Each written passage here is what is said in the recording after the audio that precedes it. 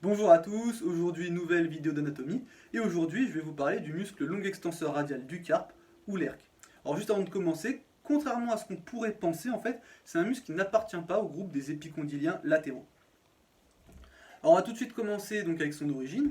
Donc il s'insère par des fibres charnues au niveau de la partie inférieure du bord latéral de l'humérus, donc la partie qui est représentée en rouge ici.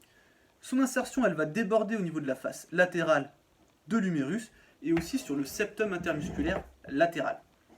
Et il va aussi avoir une petite insertion au niveau du tendon commun des muscles épicondyliens latéraux. Alors, pour que vous puissiez bien vous représenter le septum intermusculaire latéral, en fait, il est représenté en vert ici, et ici on a l'insertion du LERC.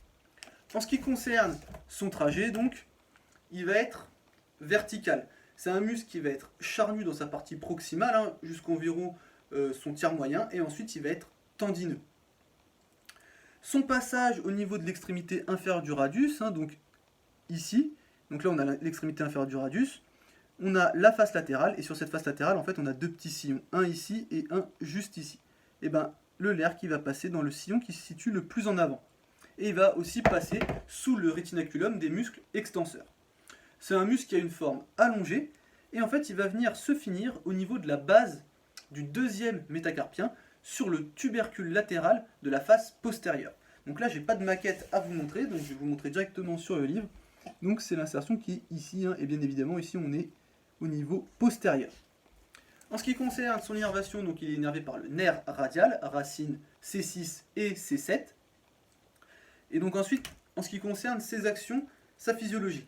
Alors en statique, il va permettre la stabilité latérale du coude. Il va aussi permettre de stabiliser et de fixer le poignet lors des mouvements du poignet et de la main, notamment en synergie avec d'autres muscles extenseurs, mais aussi en synergie avec les fléchisseurs. Et il va aussi participer à ce qu'on appelle l'effet ténodèse. En dynamique, il va permettre l'inclinaison radiale, donc l'inclinaison de la main du côté du radius. Il va permettre l'extension du poignet. Bien évidemment, il peut aussi faire une extension du poignet et une inclinaison radiale. Et il va aussi participer à la flexion du coude. Voilà, donc là, vous savez tout ce qu'il y a à savoir sur le LERC. Je vous mets le lien de mon article en description et on se dit à la prochaine. Salut!